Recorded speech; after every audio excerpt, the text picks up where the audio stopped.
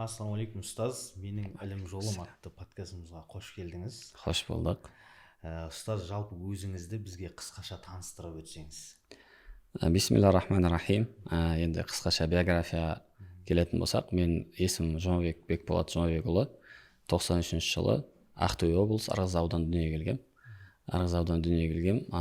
Кіші жүз әлім, оның үшін Шөмекей руынан боламын. Үйде 5 баланың үлкені боламын. Артымда 3 інім, бір қарындасым бар.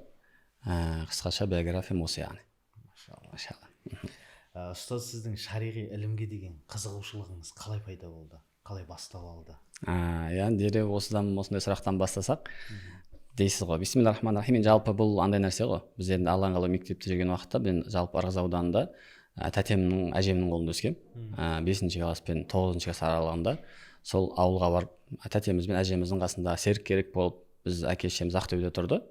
Енді 5 баланың үлкені болғаннан кейін әке-шешемнен сұрап алып, әжеміздің, тәтеміздің қасына бір көмекке Бекболатты алсақ деп, үйдің үлкені ғой деп. Сөйтіп бисмилля деп, мен де 5-ші класстан бастап 9-ші класс аралығында Ырғыз ауданында оқыдым. Ырғызда мектеп оқыдым. Сол кезде Алланың қалауымен 8-ші класста екен, 8-ші класста сол мешітке бір досымыз себепші болып, мешітке бір барайық, ілім алайық, сол жақта бір мешітте намаз оқиық деп. Мектепте қызық қой енді. Сөйтіп бізді басында мешіттен қорқып, кішкене ол кезде білмейміз, не екен, ислам не екен білмейміз. Сәл қалай болады екен деп, Бекболат бір рет бар, мен саған бір дәрет алып үйретейін деп, қол аяғын жуып, дәрет алып үйретті де, жүр деп бір рет апарды. Енді Алланың қалауымен бір рет барған кезде мешітке ақшам намазына бардым, Алланың қалауымен. Сол кезде бір мешіт ақшамның алдында екен, ақшамнан кейін уағыз болды. Сол уағызға отырып бір тыңдап едім, анау сезім басқаша болды енді. Енді болады ғой, бірінші уағыз тыңдағаннан кейін болды, мынау менікі дедім ғой. Мынау не деген әдемі тәтті нәрсе, мынау керемет нәрсе ғой деп, жүрегім кәдімгі елжіреп, қуанып мешітке келгеніме. Болды, альхамдулилля, осыда табанда боламын деп, Аллаға шүкір, сол 8-ші класстан бастап, яғни сосын ол уақытта бізге былай деп айтатын имам. Мен енді мешітке күніге келуге тырыстым да, бір естіп алғаннан кейін. Күніге сол күні айтатын Бекболат, жалпы мұсылман бір күні ұқсамау керек. Мұсылман әрқашан даму керек дегенді айтты да. Ол үшін істей аламын ұстаз деген уақытта Бекболат не баста? Мұғалім сен не баста? Араб тілін баста дегеннен кейін болды онда деп, бисмилля деп кірісіп, бір Алланың қалауымен күніге сабаққа қатысып, сөйтіп 1-2 аптада екен, бәлки 1-2 аптада екен, сол мұғалім сенеді бітіріп, Құранға түскен жайым бар, Аллаға шүкір. Сөйтіп күніге бір сүре жаттауға асығып, Алла сол бастағаннан бастап бір 2 апта өтпей, 1 ай өтпей, 5 уақыт намазға тұрып, сондай Аллаға шүкір сол уақыттан бастап ілімге қызығушылық басталды. Сөйтіп былай айтқан кезде достарымның бәрінен кішкене көшеден қыдырудан бас тартып, сол тек қана мешіт екі орта болуға былай өмір айналды ғой. Мешітке барасың, керемет әсер, ақшам құптан оқып қайтасың.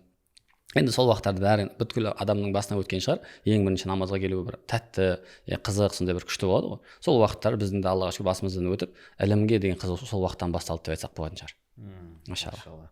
Осы орайда ұстаз, тағы сұрағымыз, алғашқы діни ілімді, яғни официально қай жерден оқыдыңыз? Енді бұл официально ең бірінші мен Нұр-Мүбаракта оқыдым. Енді жалпы біз Аллаң айтып өткенімдей 2005-2009-да мен Ырғызда оқыған уақытта 9-ші класты бітіріп, енді істейміз деген кезде, ол кезде медресе деген нәрсені білмеппін, немесе іздемеппін, Аллаху алам. Сөйтіп үйдегілер де сен колледжге түсесің деді. Біз де болды, колледжге түсеміз деді. Қандай?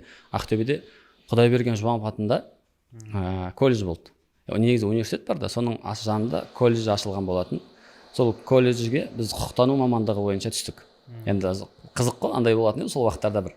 Бәрі заңгер болуға, адвокат болуға, юрист, прокурор болуға асығатын. Енді прокурор болу деген сен уже званиең болады. Ертең бір көшеде жаңағыдай гей тоқтатса өтіп кетемін деген сияқты адам болады ғой, жастық шақта бәрібір не болғысы келеді, бәрібір сондай заңның адамы болғысы келеді. Сол уақытта біз де мамандық деген қатты білмейміз. Құқықтану дегеннен кейін болды, онда заңгер болайық деп құқықтану мамандығына түстік. Сөйтіп 2009 жылы сол колледжге түскеннен кейін 2012 жылы бітірдік. 2 жыл 10 айда Алланың бітірдік. Бітіретін жылы енді не істейміз? Бітірейін деп жатырмыз. Бірақ бәрінің ойы сол әрмен қарай университет жалғастыру, жоғары оқу орнына түсу. Мен де ойым сол болды. Бәлки жоғары оқу орнына түсем, иншалла сол осыны жалғастырамын деп.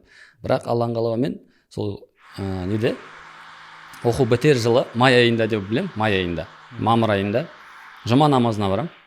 Жұма намазына барған уақытта, сол уақытта Абдумуталип деген ұстазымыз, Абдумуталип ұстаз Ақтөбеде Нұр ғасыр мешітінің бас имамы болатын. Ақтөбенің бас имамы Абдумуталип ұстаз. Сол мешітте уағыз айтып отыр екен.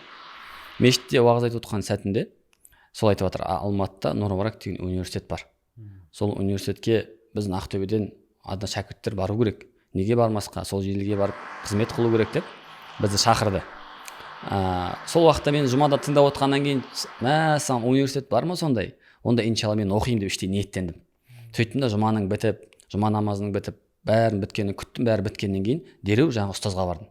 Ұстаз Әбдімүтәліп ұстаз, мен осылай Нұр-Мүбаракта оқығым келеді. Мен мүмкіндігің бар ма деп едім. Әрине, Алланың қалауымен 1 апта 10 күнде уақытың қалды. Өйткені үйімнің бірі документ тапсыру уақыты бітеді. Соған дейін тездеп документ жинап Алматыға бар деді. Болды, ұстаз дедім да, үй жаққа барып, дереу документтерімді реттестіріп жинап, жаңағыдай бір нелерге түсіп, жаңағы медициналық 60-063 деймін, 086 формалар дайындап, сөйтіп әке-шешеме барып айттым, мен Алматыға, Алла қаласа Нұр-Мүбаракқа түсемін деп. Сонымен Алланың қалауымен ең алғашқы сол болды деп, үйдегілерді рұқсатын беріп, батасын беріп, әрине басында сәл қиындау болды, рұқсат берген жоқ, неге өйтесің, сені құқықтануды оқыдық қой, сен заңгер боламыз деп едік қой, неге өйттің деп, мен таңдауым осы болды, мама, осыны таңдағым келіп жатыр, жүрегім осыны қалайды деп, әке-шешемізге айтып, Аллаға шүкір Нұр-Мүбаракқа 2012 жылы сөйтіп түстік. Документ тапсырдық, үлгердік, емтихандар тапсырдық, сөйтіп Алланың қалауымен грантқа өтіп, 2012 жылдан бері Нұр-Мүбаракты ең алғаш сөйтіп официально бастадық, былай айтқанда. Машалла. Ұстаз, біздің подкастымыздың аты айтып тұрғандай, яғни мақсатымыз сіздің ілім жолыңызбен танысу. Яғни бізге өз ілім жолыңызды айтып берсеңіз қысқаша, қай жылдары, қай жерлерде оқыдыңыз? Енді жаңа айтылғандай 2012 жылы Нұр-Мүбаракқа түстік, Аллаға шүкір. 2012 жылы Нұр-Мүбаракқа түскен уақытта біз енді медресе ештеңе білмей келдік. Нұр-Мүбаракқа дереу түскен кезде біз 1-ші курстан бастап араб ұстаздар араб тілінен сабақ беріп бастады. Сол кезде енді әрине дереу арабша көрмеген адамға, арабша білмеген адамға университетті алып кету де қиынға соғады. Нұр-Мүбарактың шәкірттері де біледі бұны. Сосын біз не істейміз?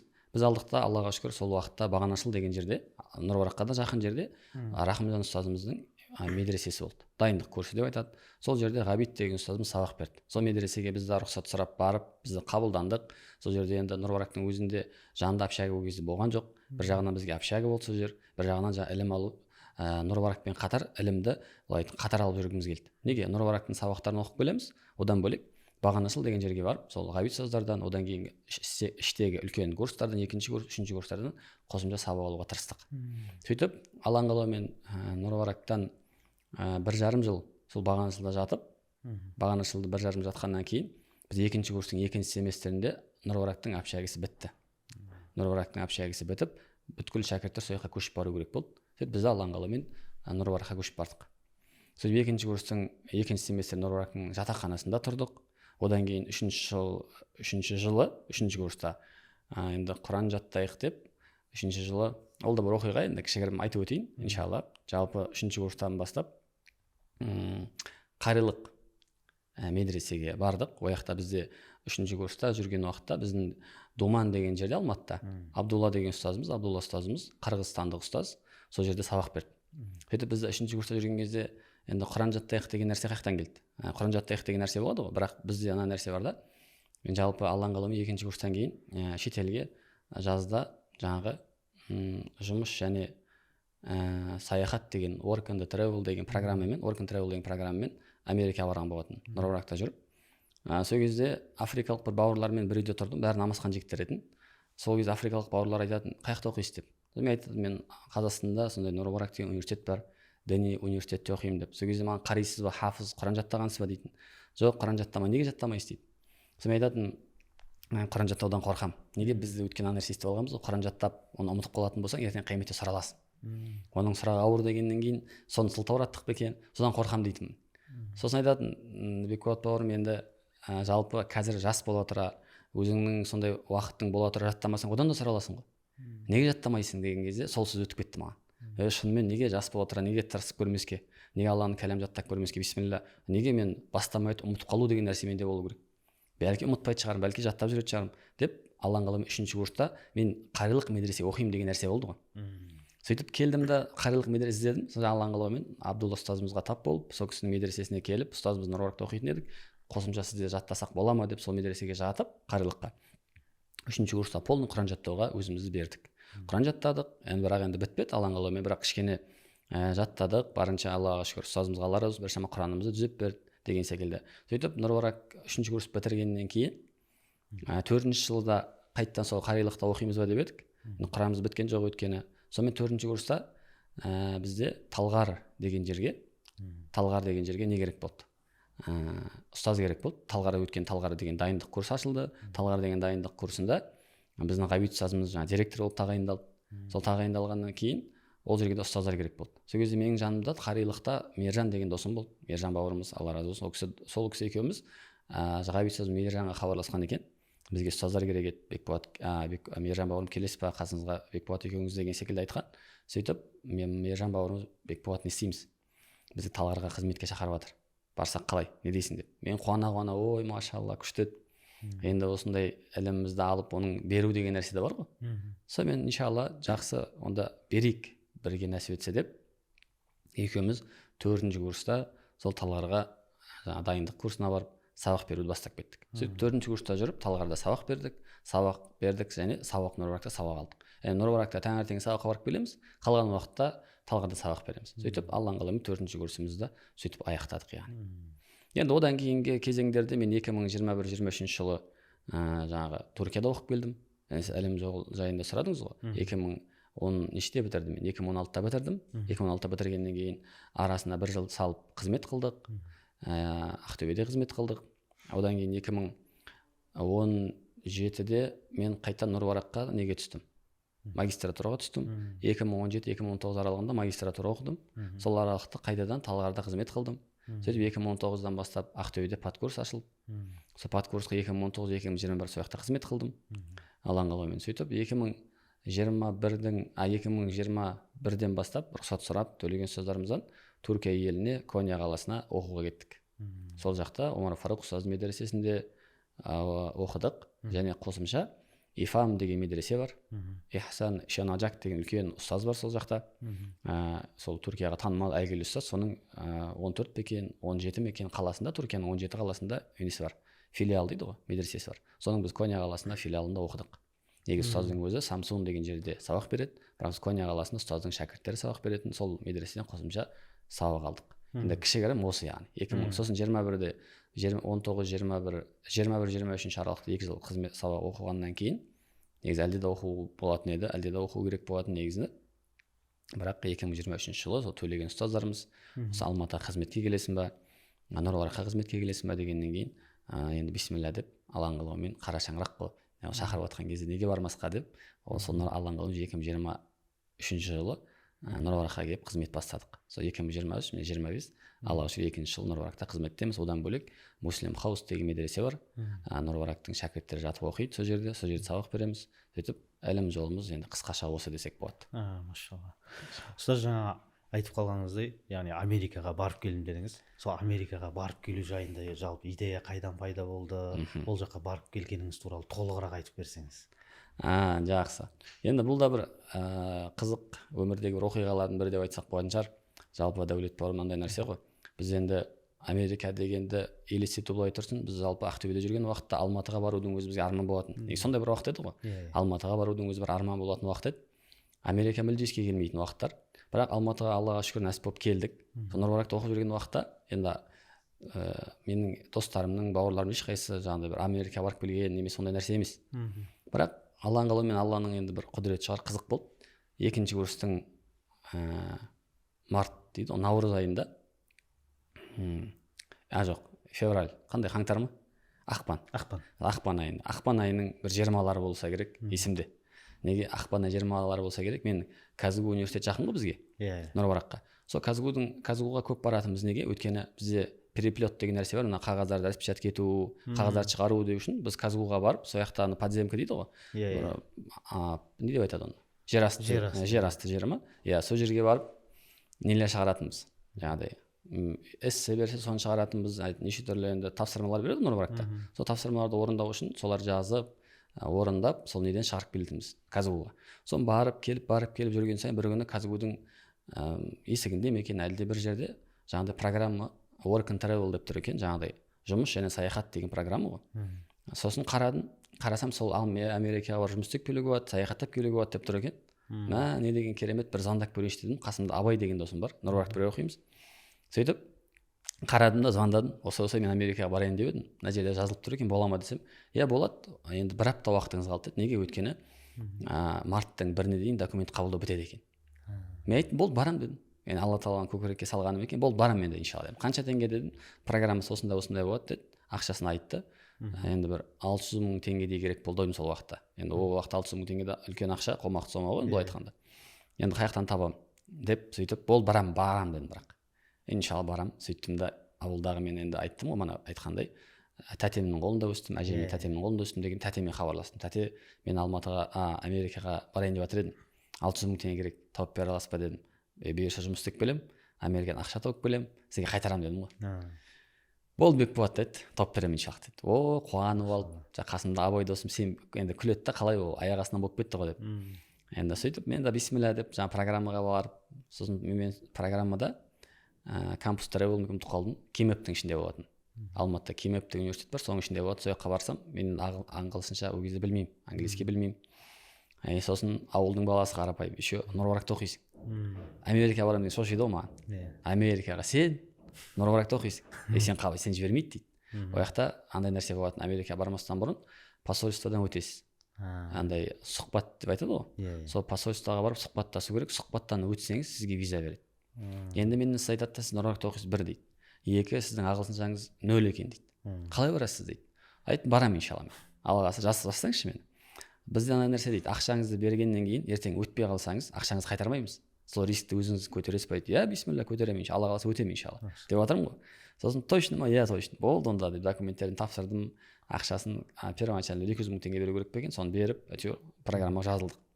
Сөйтіп мен ағылшынша оқу керек қой. Ағылшынша курстарға қатыстық, барынша жан-жақтан Нұрбарактада ол кезде бізде Бауыржан деген жігіт болатын. 3-ші курстың жігіті, біз екеуміз ғой. 3-ші курстың жігіті болатын. Америкада оққан өзі. Сол жігіттен, Бауыржан деген жігіттен қосымша сабақ алдым. Күніге жаңағыдай сөйлесейін деп, спикинг дейді, соны сөйлесіп, күніге әңгіме айтып, барынша ағылшыншам дамыттым енді. Сөйтіп, 1 айдан кейін емес, 2 айдан кейін жаңа не болды? Сұхбат болды. Посольствоға бардық. Сұхбаттың алдында мені тағы бір тексерді. Сол жақтағылар. Қалай сен ағылшыншаң көтеріліп қалдым екен деп. Тексерді, айтты, әлі нашар ғой деді. Иншалла, Аллаға насіп етсе өтемін дедім ғой енді. Сөйтіп алған қалаумен ой жаққа бардық. Посольствоға баратын кезде андай нәрсе де болады енді, біз Америкаға барайын жатқан кезде достарымыз, бауырларымыз естиді ғой барайын деп жатқанымыз. Сосын бәке, енді Америка деген қиын ғой. Бекболат бауырым, Америкаға деген енді сәл фитна ғой, неге барасыз? Нұрбаракта оқып жатқаннан кейін қалай болады екен сізден деп ше. Ол жақта енді кинодан көргеніміз келең сәл дұрыс емес нелерді көреміз ғой. Америкаға барып бұзылып кетесің ау деген сияқты ойлар болады ғой енді. Сол кезде айтатым достарыма, пайғамбар саллаллаху хадис бар ғой, иттақил хайсума кунт деген. Алладан қайда болсаң да қорық деген. Яғни тек қана Алла тағала Қазақстанда ғана емес қой. Яғни Алла тағала бәр жерде көреді, бақылайды. Яғни тек қана мен Америкаға барып Алланы ұмытып кететін болсам, менің мұсылмандығым не? Барынша Алладан сұрап жатырмын, дұға қылып жатырмын, Алла қайырлы қылса екен деп жатырмын. Иншалла енді іштей андай ғой, Америка көру деген нәрсе басып бара жатыр ғой. Америка көру керек, анда бір Америка деген енді бір болады ғой бір адамның арманы. Неге бір көріп келмеске деген сияқты. Андай бір мен бір мақсат қойсам, Аллаға шүкір, барынша тырысамын да.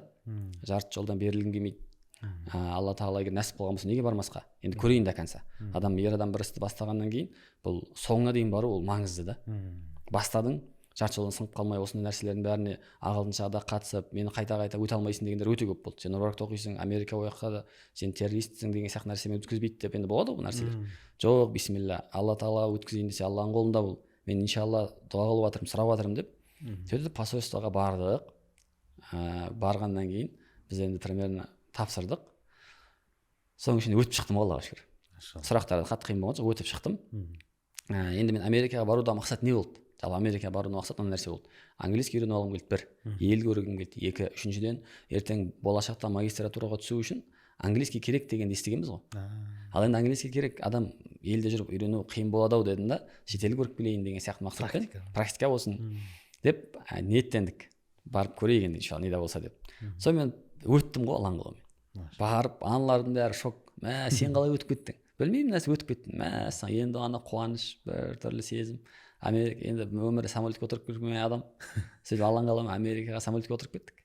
Алматы, Москва, сосын Москва, Алматы ұшып, Трансайра дегенмен ұштық. Сөйтіп Алматыдан Москваға ұштық, Москвадан Америкаға ұшып бардық, Нью-Йоркқа ұшып бардық. Сөйтіп Нью-Йоркта енді андай нәрсе ғой, ең бірінші мен қызық. Бізді Шымкенттің жігіт күтіп алады ғой. Самат Шалатаев деген жігіт есімде әлі. Мен айтамын ғой, действительно Шымкенттің шымкенттік жігіттер әр жерде бар деген сол кезде барып көремін ғой. Енді шынымен шымкентский везде дейді ғой енді. Сөйтіп шынымен Америкада, Нью-Йоркта шымкент жігіт күтіп алған кезде маған қатты не болды андай. Субханалла деген сияқты. Самат деген бауырымыз күтіп алып Америкада. Сол бізді Нью-Йорктан күтіп алғаннан кейін мен енді жұмысым Чикаго қаласында Скоки деген жерде болды. Штат Иллинойс дейді ғой, Иллинойс штатында болды. Скоки деген Чикагоның жанында бір ауыл деп айтсақ болады. Сол Скоки деген жерге бізді автобусқа салып жіберді. Автобуспен мен Чикагоға Скокиға бардым. Автобуспен барғаннан кейін бізді сол жақтан күтіп алып орналастырды. Енді орналастыру да қызық болды. Субханалла. Мен енді қорқып бара жатырмын, қалай болады екен? Намазым бар, нем бар, құлшылығым бар, қалай болады екен деп. Сөйтіп мен айтып жіберген ғой, мыналар бір намазхан жігіт бара жатыр. Нұрбара оқиды. Соны реттеңіздер деген. Аллаға сан шүкір, мен барам. Америкада Скокидан күтіп алғаннан кейін мені бір еврей жігіт күтіп алады өзі. Сөйтіп күтіп алады да мені жүрсен бір жерге орналастырамын дейді да. Жақсы квартираға орналастыруға бара жатыр ғой бізді. Ояқта нәрсе бар, бір коттедж алған болады да, коттедждің әр бөлмесін не қылып тастайды. Хозяйны бар ғой. Хозяйн өзі де тұрады сол коттеджде. Біз подселение деп айтады ғой, яғни қосымша кіретін адамдар. Оның әр бөлмесін осындай квартира іздейтіндерге беріп қояды екен. Сөйтіп сондай бір кісінің үйіне апарады. Барып есікті ашып кіріп келсем, жайнамаз тұр ғой. Америкада есікті ашып мен кіремін ғой үйге. Жайнамаз тұр. Аллаху акбар деймін ғой. Субханалла. Сөйтсем үйдің иесі сол жерде тұратындардың бәрі намазхан жігіттер екен. Үйдің иесі Мұхаммад деген аға үлкен кісі болды. Мұхаммад деген жігіт болды. Мұхаммад деген жігіт үйдің иесі африкалық жігіт болды. Африкадан мен ұмытпасам Эритрия емес ау деймін. Судандікі не болмаса Судандікі болды, Аллаху алем. Сондай кісі болды. Соның жанында менің қасымда басқа да африкалық бауырлар тұрады екен. Әр бөлмеде алып алған. Солармен бірге енді өте керемет сәттер өтті десек болады, Аллаға шүкір. Енді қысқаша осы. Америкада енді шынымен Алла тағала ниетімізге қарай берген шығар. Сондай бір намазхан жігіттердің үйінде тұрдық, бірге намаз оқыдық, бірге ораза ұстадық. Мен сол жаз уақыттарында, сол уақыттарда Рамазан сол жазда болды. Рамазанда бірге ораза ұстадық, бірге ауыз бекіттік, бірге тараух намазын оқыдық. Қарап отырсаңыз, енді мен Америкада мешіт жоқ шығар деп ойлап сөйтіп кішкене барамыз ғой. Алланың қалауымен біздің Чикагоның өзінде мен қателеспесем 72 мешіт болды. Ойлаңыз, Чикаго деген жерде жаңағы 72 мешіт болды. Сол мешіттердің біз сол Скоки жақта бір мешітке барып тараух намаздарына қатысатынбыз. Тараух намазына қатысып, жұма намазына қатысып, Аллаға шүкір, яғни былай айтқанда, яғни намазымызға ешқандай кедергі болмай, құлшылығымызға ешқандай кедергі болған жоқ. Өте керемет өтті яғни. Яғни бұл да бір өмірдегі бір практикасы, өмірдегі бір тәжірибе болған шығар. Бірақ жалпы Америкадағы өмірге айтатыным, енді бұл тыңдап отырғандар ойлауы мүмкін, Америкаға барып неге қалып қоймадыңыз? Ондай да сұрақ болады. Америкаға барған адам өмір қалай екен жалпы?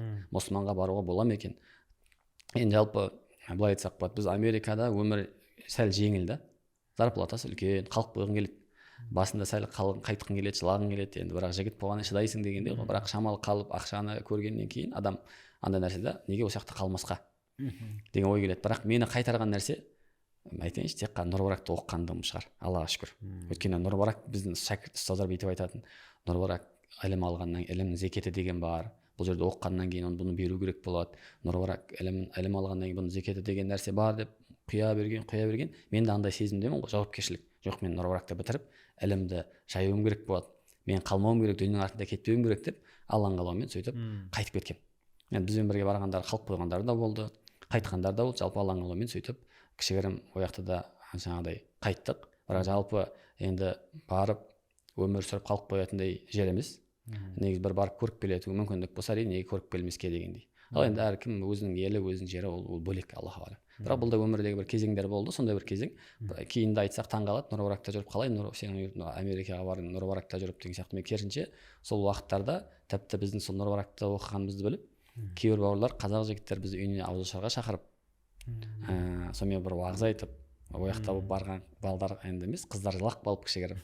Мә деп андай болады ғой бір енді. Кәдімгідей біз енді бұл кезде сәл қатты уағыздар тыңдап, қатты айтып дегендей болады ғой бір. Төйдеп кішкене бір немен эмоциямен жүрген сәттер еді. Сондай уақыттар өтті, Аллаға шүкір. Енді сөйтіп Американы көрдік. Сөйтіп 3 ай Америкада болдық. Қайсыншы курс? 2-ші курстың жазында ғой. Сосын Алланың қалауымен сол ақшамызды жұмыс жасап әкеліп, сол тәтемізге қайтарып, кейін 3-ші курстан кейін нәсіп болып тағы да бардық. Енді ол да бір 3-ші курстан кейін барғанымызда қызық болды. Ол кезде уже бізге тегін болды программа. Неге программа тегін болды? Өйткені біз андай нәрсе болады. Америкаға бір рет барғаннан кейін екінші рет баратын болсаңыз, қасыңызға артыңыздан 1-2 адам апарсаңыз дейді ғой бір. Тегін болды. Сонымен достарыммен келгеннен кейін маған да бір достар бауырлар, әке сен бір бардың ғой. Біз де барайын деп едік деп. Сосын мен айттым, онда мен сендер апарайын, сендер менің адам болып тіркеліңдер. сөйтіп маған да тегін болсын, мен де барып қайтайын. Сонымен 3-4 жігіт апарып, қасында достарым бар, бауырларым бар, сол Бақытжан, Рүстембек деген бауырлар болды. Бақытжан, сосын тағы да басқа бауырлар болды. Сол бауырлармен бірге Бектемір деген бауырлар болды. Сол бауырларды апарып, менің атымнан жазып, Айбек деген бауырлар болды. Осы жігіттер біздің атымыздан баратыр деп апарып едім. Онда сізге тегін деп, мен тек туда баратын билет алып, қалған программасын бәрі тегін болып, 3-ші курстан кейін тағы ұшып кеткен. 3-ші курстан кейін тағы ұшып барып, тағы 3 ай болып көріп, сосын қойдық қой енді Алла. Жақсы иншалла, Аллаға шүкір. Осындай бір қызықтар болды енді. Ол айта берсең көп енді яғни. Америка жай болсын, басқа нәрсе болсын, енді бұл андай нәрсе Америкаға барып келгеннен кейін бәріне қызық, достарым бар, айналадағы Нұрбарактың бауырларым бар. Кеп сұрайды ғой, бәке қалай Америка деп. Айта берген ғой күніге енді. Былай болады, былай болады деп. Сол ақыр аяғында достарым айтады ғой. Мержан деген досым бар да. Сол досым айтады. Осындай біреу сұрақ қалса кеп, бәке қалай Америка қалай болды десе, бәке тұра тұр өзім айта беремін деп, ана оқиғаның бәрін жаттап алған ғой. Ол жатып алып Мержан айтып бере беретін досым. Мен айтып бере беремін қалай болған деп. Өйткені қызық келгеннен кейін бәрі сұрайды ғой енді қалай болды, бәріне қызық. Айта берген досым жаттап алған. Бәке тұра тұр өзім айта беремін, жата берсең деп. Жатып алып соны қозғап жататынбыз яғни. Енді ол кезеңдер де өтті, ол уақыттар да өтті. Жалпы бұл айтқымыз келіп жатқан енді сұрап жатсыздар. Жалпы өмірде кейде бұндай сәттер, бұндай бір моменттер беріліп жатса, онда бір нығмет деп, онда бір дұрыс нәрсеге жұмсауға болатын шығар деп ойлаймын иншалла. Яғни дін адамның жан-жақты болғаны, дін адамның өте сондай бір білімді болғаны ол өте дұрыс деп ойлаймын иншалла. Шектеліп қалмай, сондай Алла мүмкіндік беріп тұрса, сол мүмкіндікті өмірден барынша алып, халал болған жолмен алу керек әрине. Халал болған жолмен алып. Сол мен түсінгенім өмірде өзің неге нәрсені ниеттенсең, нені яғни дұрыс жолмен жүргің келсе, Алла бәрін ашып жеңіл қылып қояды екен негізі. Алла ниетіңе қарай береді деген сол ғой. Яғни өзің жақсы жолды іздеп жүрсең, Алла бәрін ашып қояды. Өзің жаман жолды іздеп бұзылғың келсе, ол бұзылған жолды Алла ашып қоюы мүмкін. Сол үшін бұл жерде де Америкаға барып, әдемі болып тура барып қайтатындар да бар.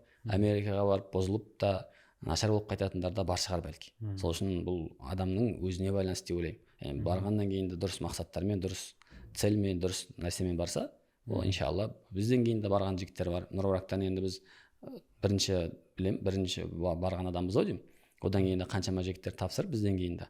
Бірақ сәл виза бермей қалып атмен болып, бірақ мен білем, осы алдыңғы жылы Аланғалаумен 1-2 жыл бұрын тоже Нұрбарактан Жалғас деген шәкірт бауырларымыз барып келді. Ол жігіттерден сұраған уақытта әдемі болды, бәрі күшті, жақсы, намазыма ешқандай кедергі болған жоқ деп сөйтіп айтып жатыр да.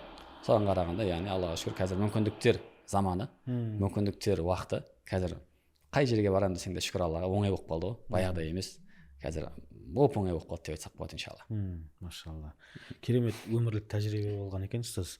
Яғни қазір шетел туралы айтып жатырық қой, енді жаңада ілім алуға Түркияға бардым дедіңіз ғой. Сол Түркияға барудағы басты мақсатыңыз қандай болды? Және де сол Түркия сіздің өзгеруіңізге себеп бола алды ма?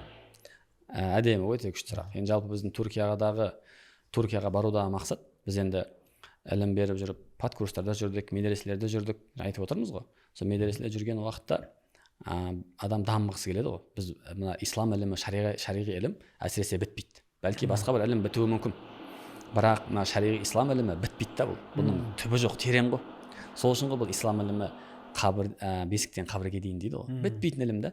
Енді адам қанша оқып жүрсек те бір іштей әлде де бір оқығың келеді.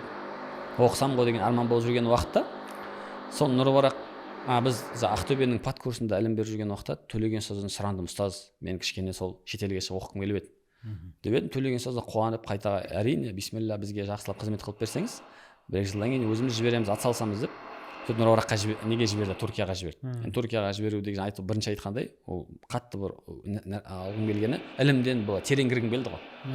Мысалға адам кейбір нәрседе жақсы болған шығармыз, бәлки мысалы біз сарф ілімінде, наху ілімінде, бәлки сол бір шариғи ілімдердің грамматикасында ғана жүріп қалдық та, бірақ үлкен ақида секілді, фиқх секілді ілімдерді терең кіре қоймадық. Өйткені біз подкурс бір жылда көп нәрсе бере қоймайсың, тек қана сол тәкәллүм дейді, сөйлетіп үйретесің, сосын грамматикасын үйретесің де бітіп қала береді. Ал енді көп нәрсені барып ақидадан терең кіргім келді, фиқhtан терең кіргім келді, осы нәрсені тереңірек көріп келейін деп нәсіп болып Түркияға сол мақсатпен бардық. Бірақ Аллаға шүкір, сол мақсатымызға сай Омар Фаруқ деген үлкен ұстазымыз бар. Жаңа айтамыз ғой әрқашан, Абдул Фаттах Буғудда рахимулланың ижазасы бар, сол кісінің шәкірттері. Сондай ұстаздың алдына отыру нәсіп болды. Аллаға сөйтіп фиқhtан терең кірдік, Аллаға шүкір, ақидадан да үлкен кітаптар оқу нәсіп болды. Сөйтіп неден де наху ілім луға дейді ғой, тіл, яғни грамматикадан да наху ілімнен үлкен мулла жами секілді кітаптар оқу нәсіп болды. Яғни сондай ұстаздың алдына отырып, және екіншіден не өзгердіңіз, қалай өзгердіңіз? Әрине көп өзгердік, аллаға сан шүкір. Неге? Өйткені біз тек қана сабақ беріп жүре берген уақытта мына нәрсе екен, ұстаз әрқашан прав дей ма, қалай айтса болады, әрқашан былай айтқанда ұстаздікі әрқашан дұрыс. Сондай нәрсемен өсіппіз. Андай сабақ беріп ұстаз сіздікі дұрыс емес ешкім айтпайды ғой. Адам саған үйреніп қалады екен да. Айттың, болды, сіздікі дұрыс дейді. Өзіңнің қатеңді көрмейді екенсің уже. Ешкім қатеңді да айтпайды сізге. Сол кезде адам уже соны барып ұстаз шәкірттерге былай болады деймін, болды ұстаз дейді, сіздікі дұрыс дейді. Соны жүре беріп, әбден соған бір кішкене масайрақ болғанбыз ба, Түркия оқуға барамыз. Ұстаз Тұрата Бекболат, мынауың дұрыс емес дейді. Қалай ұстаз? Деп шәкірттерге айтып жүрген нәрсені өзіміз істеп жүр екенбіз кейде. Сен былай істеме дейді, өзіміз соны істеп жүр екенбіз. Яғни ұстаз Бекболат, мынаны сәл былай қылсаңызшы, аяғыңыз кішкене қатты алшақ оқып жатсыз ғой, аяғыңызды жинасаңызшы деген кезде, оны өзіңнен байқамайсың ғой. Ешкім саған ұстаз болғанда айтпайды ол нәрсені. Өйткені ұстаз көргеннен кейін бәлки адам көңіліне тиіп кете ма дей ма, мысалға адам критика деген нәрседе адам көтеретіні бар, көтермейтіні бар, бәлки білмеймін, мінезіміздің нашар болғаны ма әлде, яғни сол нәрсені кейбір критикаға көп айтпайтын бізге. Енді ұстаз болып тұрып кейін шәкірт болу деген бөлек екен. Ана нәрсенің бәрін қайттан тәрбиелену. Мысалы біз ұстаз болған кезде адамда әр ұстаздың өзінің бір әдіс тәсілі болады деп ойлаймын. Әдіс тәсілі болады, өмірде бір тактикасы болады, алған нәрсесі болады, тәжірибесі болады. Сонымен сабақ береді. Былай қылу керек, балдарға қатты болу керек, немесе осылай болу керек, әділдікті ұстану керек деген сияқты. Балдарға сәл қаттылықпен сабақ берсең жақсы оқиды деген сияқты. Сол нәрсемен бардық, бірақ Түркияға барып ұстазымыздың сондай бір ұстаз ғана емес, бізге әке секілді жанашырлығын көрген кезде, махаббатпен сабақ беріп көрген кезде бізді алла, осылай да сабақ беруге болады екен ғой деп қалдық та. Сөйтіп, иншалла енді болашақта мен де ұстаз болсам, олардың бір андай нәрсесі емес, әкесі сияқты бір бауыр ретінде, бір андай немен махаббатпен, айқайламай барынша махаббатпен беруге тырысамын деген сияқты нәрсе болды. Соған өзгеруге тырыстық деп айтсам болатын шығар. Сен солай бәлки білмеймін, енді өзгермедім де шәкірттер қарай шешетін шығар, бізде енді сабақ алып жүрген. Бірақ сол өзгеруге тырыстық. Яғни ұстазымыздың бізге деген махаббатын, ұстазымыздың әдебін, ақылағын көрген кезде, мінезін көрген кезде ғашық болдық қой енді. Ұстазға ғашық болу арқылы өзімізді сол ұстазға лайықты, біз де болашақта осындай ұстаз болса екен деп, және осындай ұстаз болу арқылы біздің де шәкірттер бізге ғашық болса екен деген мақсат болды да. Яғни ұстаз болу деген бұл оңай нәрсе емес қой. Бұл өмірлік, тек қана сабақ беріп қана қою емес. Сен өзіңді енді былай өмірге дайындап, шәкірттер де саған қарап бой түзесе, бұл өте керемет әсер, өте керемет ләззат деп білемін иншалла. Сол үшін аллаға шүкір, яғни Түркия бізге көп әсер етті. Кейбірге келгеннен кейін де айтып жатты, бауырлар, достар, шәкірттер айтып жатты, ұстаз өзгеріп кетіпсіз ғой деген сияқты. Енді бәлки жақсы жағына өзгерсем қуанамыз, альхамдулилля. Жақсы жағына қарай өзгеріп, дұрыс шәкірттерге де, осы бауырларға да сол ұстаздарымыз алған тәрбиемізді бере алсақ, көрсете алсақ, иншалла біз қуанамыз. Машалла. Ұстаз, осы сіз қазіргі таңда қайда сабақ бересіз және қандай кітаптардан сабақ бересіз? Яғни көпшіліктің білгісі келіп жүрген сұрақтары. Енді жалпы біз қазіргі таңда айтып өттім, Нұр-Мубаракта сабақ беремін 2023 жылдан бастап. Нұр-Мубаракта қосымша сабақтан беремін. Және Муслим Хаус деген медресе бар дедік қой. Сол Муслим Хаус медресесінде қосымша сабақтан беремін. Екі жерде қосымша сабақтан беруге үлгересіз ба? Барынша үлгеруге тырысамыз. Көп уақытымызды Нұр-Мубаракта таңертең кешке дейін жүреміз, кейін кешкі уақытта, таңертең ерте уақытта Муслим Хаус сабақ береміз. Бірақ бұл жерде біз енді барынша ақидадан, усулдан, фихтан, луғадан, яғни айтқандай сарф, наху, грамматикадан сабақ береміз. Яғни бұл айтқан кезде бұл қосымша сабақ болғаннан кейін біз жалпы шәкірт деген нәрсе, жалпы ғалым болу үшін не керек деп сұрақ қояйық та бірінші. Біз айтамыз, Түркияда нәрсе айтады, көп айтады. 12 кітап дейді. Не 12 кітап? Міндетті түрде ғалым болу үшін 12 кітап оқылу керек дейді. 12 кітап оқылу керек. Не кітаптар деген кезде бір шәкірт жақсы жетістікке жеткісі келсе, мен тек қана фих маманы боламын, немесе мен тек қана тәпсір маманы боламын деу жеткіліксіз. Қандай маманның маманы болғыңыз келсе де, қандай пәннің маманы болғыңыз келсе де, бірінші 12 кітап оқылу міндетті. Ол 12 кітап деген кезде біз айтамыз, төртеуі әлмул әлә деп айтылады. Әлмул әлә деген құрал ілімдер. Мысалға бірінші біз ақида усулыға кіріп кетпестен бұрын мұның бәрі қай тілде? Араб тілінде. Сен араб тіліндегі терең классикалық кітаптарды оқығың келсе не керек? Бірінші құрал ілімі керек. Құрал дегенде оның араб тілі керек қой бірінші. Дұрыс па? Енді сізге бірінші төрт әлмул әлә бар. Олар не? Олар әлму сарф ілімі бар. Одан әлму наху деген наху ілімі бар. Бұл екеуі грамматика ілімдер. Яғни грамматика ілімдерін оқып аласыз. Одан бөлек әлмул мантық ілімі бар. Әлмул балаға деген ілім бар. Мына төрт ілім: балаға шешендік ілім, шешендік өнер ілімі деп айтайық. Мантық бұл логика ілімі, жаңа сарф пен наху бұл грамматикаға байланысты ілімдер. морфология, синтаксис деп айтып жатамыз. Осы ілімдерді оқу керек бірінші. Демек мына ілімді төртеу оқу міндетті. Біз бұл төртеуінен де Аллаға шүкір шәкірттерге сабақ беріп жүрміз қазір. Одан бөлек бұл ілімдерден кейін не бар? Альмул усул деген бар. Усул негізгі ілімдер бар. Бұл төртеу болды. Ол төрт ілімдер деген кезде усул фиқ, яғни усул фиқ негіздері деген ілім бар. Одан усул хадис бар, хадис негіздері бар. Одан кейін усул тафсир бар. Одан кейін усул дин, ақида ілімі бар. Діннің асылы ақида. Мына төртеуін беруге тырысып жүрміз Аллаға шүкір. Енді тәфсирден көп бермейміз, бірақ қолдан келсе усул фиқтан, усул хадистен беріп жүрік, және усул тафсирден бермейміз, және усул дин, ақидадан береміз. Осы төртеуінен беруге тырысамыз, өзіміз де осыларды алуға тырыстық және беруге тырысамыз. Одан бөлек әлмул фуру, қосалқы ілімдер бар. Осы асыл болған ілімден шығатын төрт қосалқы ілімдер бар. Негізгі ілімдерден бөлек төрт ілім, олар усул фиқтан фиқ ілімі шығады. Яғни фиқ біздің намаз, ораза, зекет бар ғой, бұл фиқ ілімі. Одан бөлек біздің хадис ілімі бар, усул хадистен кейін фуру, оның қосалқы хадис ілімі бар, тәпсір ілімі бар, одан бөлек ақида ілімі бар. Мына ілімдерді де қоса беруге тырысамыз. Бұлардың барлығы Аллаға шүкір, Нұр Мүбаракта фиқтан, ақидадан, одан бөлек бұл ілімдерден бөлек мен өзім мирастан сабақ беріп жүрмін. Мирас ілімді Аллаға шүкір Түркияда өте керемет оқуға нәсіп болды да ұстаздарымыздан. Қазір де барынша жеңіл түсіндіруге, өте шәкірттерге пайдалы болуға тырысып жүрміз. Сонымен Аллаға шүкір әлмул усул болсын, әлмул фуру болсын, әлмул әлі болсын, бұл 12 кітаптың 12-сін беруге тырысып жүрміз. Неге? Өйткені біздің мақсат, иншалла, мысалға осы қазір бекболат болғанына бір 10-12 жыл уақыт кеткен шығар. Яғни біз мысалы Түркия оқыдық дейік, магистр оқыдық дейік, ана жерде жүрдік, мына жерде жүрдік, бірақ осындай болып қалуымызға бір 12 жыл кетті анық. 10 жылдан көп уақыт кетті. Ал енді осы 10 жылды жақсылап жүйелесе негізі, бұны 4 жылға да сыйдыруға болады да негізінде. Сол Алланың қалауымен мен де қазір осы 12 жылда алған нәрсемді шәкірттерге осы 4 жылда алып беріп, сөйтіп 4 жылда осыны оқып алғаннан кейін ол барып шетелге барып оқыса, шынымен иншалла үлкен ғалым болады да. Сосын қазір де Аллаға шүкір Нұр Мүбаракта өте мықты ұстаздар Аллаға шүкір бар, және ол ұстаздардың барлығы сол ғалым шығаруға атсалысып жатыр. Усул фиқтан көп кітаптар оқылып жатыр, және усул хадистен де үлкен ұстаздар бар, балаға, мантық ілімдерінен де үлкен ұстаздарымыз бар. Демек қазір Нұр Мүбарактың өзінде өте керемет ғалым болып шығуға мүмкіндік бар да. Яғни осы нәрселерді оқып барып Түркияға баратын болса, немесе осы оқуларды оқып алып Мысырға баратын болса, немесе осыларды оқып алып Иорданияға баратын болса, ол өте мықты болып келеді деп ойлаймын. Яғни Алланың қалауымен өте мықты болып, яғни ояқтан да берекеленіп, Қазақстанда мықты шәкірттердің бар екендігін оларды көріп қуанады. Негізі енді Қазақстанның Аллаға шүкір қазақ шәкірттері кез келген мемлекетте мақтайды деп білемін. Өйткені біз барған уақытта қазақ бауырлардың тұрақты медреседе оқитындығын ұстаздар қатты жақсы көреді. Тұрақты да біздің қазақ бауырлар. Екіншіден біздің қазақ бауырлардың мінезі жақсы. Яғни ұстаздардың батасын алу дегенге қатты мән береді. Ұстаздарды қатты жақсы көреді. Ұстаздар да Аллаға шүкір қазақ жігіттерді, енді айтайықшы, Аллаға шүкір қатты жақсы көреді да ілімдерді күшті беруге тырысады. Сөйтіп біздің Түркияда оқып жатқан ифа медресесінде, жаңа ифа медресе оқып кеттік қой. Ояқтында кейін қазақтарды жақсы көріп, қазір қазақтар өте көп оқиды. Және бізден қазақ жігіттерді бізге жіберіңізші, бізде оқысын деп ұсыныс тастайды. Бәлки болашақта осыларды жақсылап оқытып жатсақ, Нұр Мүбарактың жігіттерін жақсы шығарып жатсақ, иншалла басқа шетелдерге жіберіп дамып келуін иншалла біз құптаймыз деп ойлаймын. Құптап үлкен ғалым шығару мақсат бар да иншалла. Осындай, яғни демек айта берсек, усулдан да Аллаға шүкір береміз деп айттық. Мынандай қазір мысалы Нұр Мүбаракта біз фиқтан ихтиярдан сабақ беріп жатырмыз. Алланың ихтиярдан сабақ беріп, Аллаға шүкір жайлап Алланың қалауымен, Алланың жеңілдігімен намаз бабына келдік. Дәрет бабын бітіріп намаз бабын оқып жатырмыз. Оның ішінде азан бабында жүрміз деген сияқты. Енді бұны бітіруіне ниет бар. Оған дейін оның мәтінін Мұхтар фәтуаны бітіріп қойдық.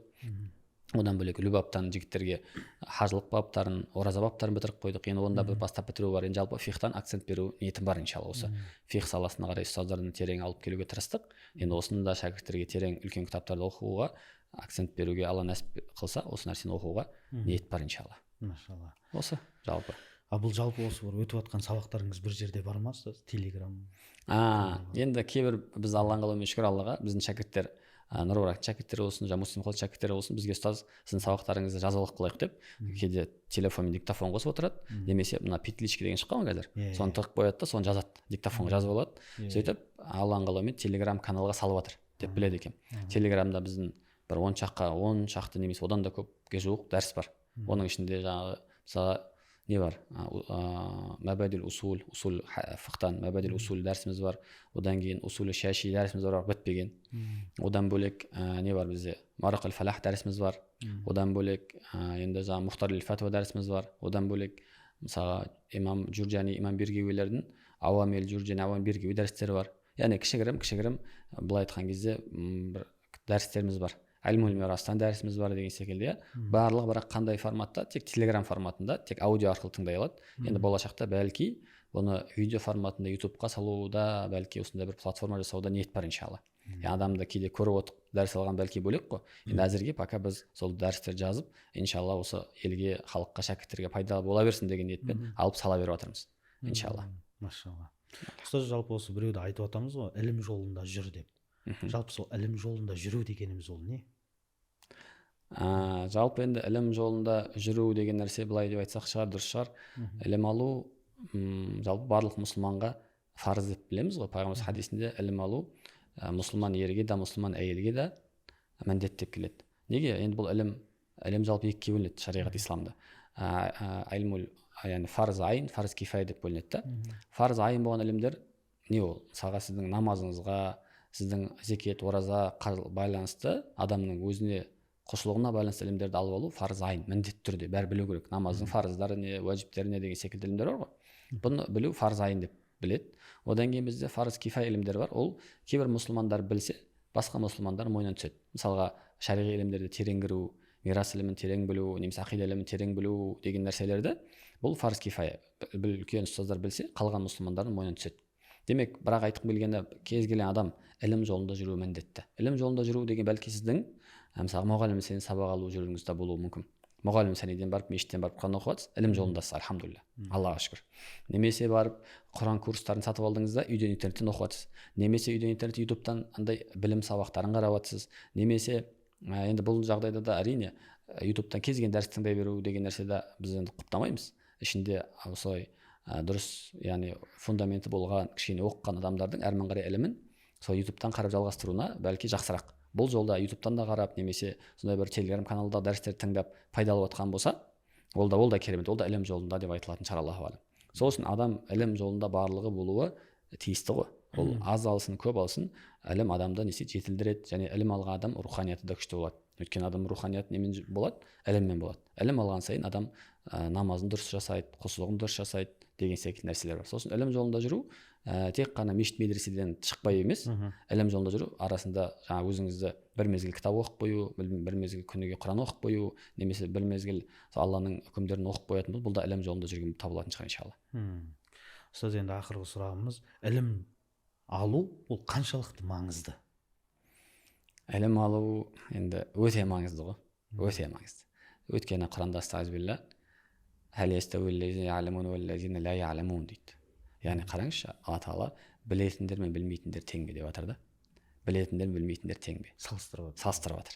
Яғни білетіндер мен білмейтіндер тең бе деп салыстырып жатқан кезде, демек, әрине білетіндер мен білмейтіндер тең емес. Білетіндер мықты ғой. Алла тағала білетіндерге акцент беріп жатыр. Және Құранда ең бірінші аят иқра бисми раббикаллази халақ. Жаратқан Раббыңның атымен оқы дегеннің өзінде жатыр. Ең бірінші өмірдегі мақсат оқу деген нәрсе жатыр ғой. Өмірдегі мақсат шынымен оқу бұл тәтті да.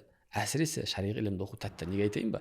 Өйткені ілім, шариғи ілімдерді оқу тәтті болғаны өмірің көп жеңілдейді бір. Екі, шариғи ілімдер бітпейді ғой. Яғни мысалға сіз бәлки мысалға сіз математика оқысаңыз, физика оқысаңыз, химия оқысаңыз, белгілі бір уақыттан кейін адам шаршап, ол ілім таусылады. Тоқтайды да, адам бір не істеуі мүмкін. Адам табиғаты сондай негізі, тез жалыққыш келеді. Түсіндіңіздер ме? Мысалға біз, ал енді ислам ілімінің бір керемет жері, сен бір ақидадан белгілі бір жерге жеткеннен кейін сен білесің не? Фиқ әлсіз екендігін білесің. Одан да фиқ оқиын дейсің. Фиқтан белгілі бір жер жеткеннен кейін, мен усул фиқ оқиын дейсің. Усул фиқ оқығаннан кейін бәрі мирас оқып жатады. Мен мирас оқиын дейсің. Мирас оқып жатқаннан кейін мен тәпсір оқиын дейсің. Тәпсір оқып жатқаннан кейін мен хадис оқиын дейсің. Бітпейді. Яғни бір ілімнен екінші ілімге кете берген кезде бұл ләззат. Ал енді бұны жалпы ілімді жақсы көру, сүйгізу негізі айтамыз, ұстазға байланысты да. Біз әрқашан шәкірт мен мынаны сүйемін деп өзі айта алмайды. Мен әрқашан айтамын, оған шәкіртке ілімді сүйдіретін ұстазы болу керек. Өйткені біз бір күні әдемі ұстаз келеді да, бізге нахудан сабақ берген кезде, бәрін тастаймыз да, бұл нахуды жақсы көріп қаламыз. Наху ілімін сүйемін дейміз. Бір күні ұстаз келеді да, мықты ұстаз келеді да, мирастан сабақ береді. Бәрін тастап мирасты ғана оқимын дейміз. Сол сияқты бір ұстаз келеді, ақидадан күшті сабақ берген кезде, болды, мен ақиданы ғана оқимын дейміз ғой. Сол үшін иншалла ұстазда сіз де керемет шәкірт бола біліңіз, бәрін сүйетін, керемет ұстаз бола біліңіз, кез келген оқытқан пәніңізді сүйдіре алатындай. Сүйдіру үшін не істеу керек? Бірінші беріп жатқан пәніңізді өзіңіз сүюіңіз керек. Беріп жатқан пәнді өзің жақсы көрсең, онда сүйдіре аласың да. Оны сүйдіріп беру ол бөлек нәрсе иншалла. Сол үшін енді бұл жерде жаңағыдай ілім алу қандай сұрақ қойып едіңіз? Ілім алу қаншалықты маңызды? Өте маңызды деп айттым ғой. Ілім алу өте маңызды. Ілім алу енді және жәннатқа апаратын жол жеңілдетеді ғой бірінші. Дұрыс па? Ілім алу жәннатқа апаратын жолды жеңілдетеді. Өйткені пайғамбар саллаллаху алейхи вассалам кімде-кім ілім жолына бастаса, онда оған жәннатқа баратын жол жеңілдейді. Тіпті періштелер оған қанатын жаяды деген қандай керемет нәрсе. Сізді ілім жолында жүрген адам періштелер қанатын жаяды деген қандай қастерлеп құрметтейді. Осыны ілім алу өте маңызды да. Жәннатқа баратын жолын жеңілдегеннен кейін және Алланың мақтаулы құлдарынан болу, бұл ойлаймын, бұл өте керемет нәрсе. Сосын ілім алудан адам тоқтамау керек, тосылмау керек, бастады ма аяғына дейін баруға тырысу керек қой. Тем более ер азаматқа шариғатты мен бір ислам кітаптарына фих беріп жатқан кезде біз кез келген фихтан мысалға біз кейде никах бабын беріп жатамыз ғой, никах беріп сауда бабын береміз. Сол кезде біз түсінетініміз дейді, қарасам еркекті еркектікке тәрбиелейді екен. Табанды болуға тәрбиелейді екен. Неге? Мысалға мына нәрсе бар, иқрар деген нәрсе бар да исламда. Иқрар деген мысалға мен саған 100 000 теңге қарызбын деп мойындау. Мен айтсам, дәулет, саған 100 000 теңге қарызбын, иә дедім. Қарызбын иә дедім ғой. Сіз иә десеңіз, болды, мен сізге 100 000 теңге қарызбын. Мен бірақ айнысам, айтпақшы жоқ, мен саған 100 000 теңге қарыз емеспін десем, бұл нәрсе қабылданбайды. Неге? Исламда иқрар бір нәрсені мойындағаннан кейін, иқрар бекіткеннен кейін қайту жоқ дейді. Қарасаңызшы, бұл айтқан человек слово үйретіп отыр ғой. Яғни сен біреуге мойындадың, қарыз болмасаң да мен саған 100 000 теңге қарызбын ғой дедім ба? Сіз де иә дедіңіз ба, одан кейін жоқ, мен саған қарыз емеспін деп алынбайды. Яғни бір сөзді болуға үйретіп жатыр ислам, бір сөзді болуға. Түсіндіңіз ба? Сол сияқты кез келген талақ мәселесін алып қара, басқа мәселе алып қарашы. Сен талақ берсең, Құдай сақтасын, мысалға әйеліңе талақтан, талағымды қайтып алдым десең жүрмейді. Бердің кетті. Неге? Демек ойланып істе әр затты. Яғни ислам, ілім еркектікке тәрбиелейді екен ғой. Шынымен. Яғни сен бір айттың ба, еркексің ғой, сөзіңді тұр. Талақ деп айттың, еркексің ғой, көтер оның жауапкершілігін. Мен ашумен айтып қалдым, ашумен айтпа, сен еркексің ғой, ойланып айт сен. Демек, бұл менің түсінген ислам ілімі адамды еркектікке тәрбиелейді да. Табанды болу, еркек болу, соңына дейін баруға тәрбиелейді. Ал енді өмірде еркек болу, ол қоғамға бұл әдемі пайдасын береді деп ойлаймын. Адамдар бір сөзді болса, айтқанда тұра білсе, бұл өмірде қоғам реттеледі да. А қоғам реттейтін демек шариғат ислам. Ілімді ала берген сайын шынымен сол нәрсені өте көп. Мен бұл келтіріп жатқан бір қана мысалым, бірақ постоянно осы нәрсені қатты байқаймын. Айттың, тұрасың сөзіңде. Істедің, мойнымен көтересің, жауапкершілікті аласың деген нәрсе бар. Сосын ілім алғаса, ілім ол иншалла өте керемет нәрсе. Нұр ғой ілім деген. Ілім өте маңызды, бауырларға да біз насихатымыз. Иншалла Алла тағала береке берсін. Алланың қалауымен ілім алып бастаған болса сынып қалмасын деген насихатымыз. Қолдан келсе иншалла керемет ұстаздардың алдына барып отыруға нәсіп болсын, және Нұр Бараққа келсін, Муслим хаусқа келсін, немесе иншалла әйтеуір қазір шүкір медреселер өте көп, медресеге барсын. Сол кезде әдемілі барынша, бірақ уайым болсын деп айтқым келеді. Уайым дейді ғой. Яғни мен иншалла керемет шәкірт боламын, бір керемет ұстаз боламын деп уайымдаса, ол уайымы көп нәрсеге апарады иншалла. Машалла. Ұстаз, жалпы біз толығымен болмаса да бір қысқаша сіздің ілім жолыңызбен таныстық деп ойлаймыз. Және де осы сіздің ілім жолыңызды білгісі келіп жүрген бауырлар сұрақтарына жауап алды деп ойлаймыз. Келгеніңізге Алла разы болсын, ұстаз. Әмин, баршамызға. Алла сізден де разы болсын. Көп рахмет бізді шақырып осылай қонақ қылып отқаныңызға. Алла тағала бұл істеріңізге береке берсін. Алланың қалауымен сіздерді Нұр Баракты керемет бітіріп үлкен ұстаз болуға нәсіп қылсын иншалла. Алла разы болсын.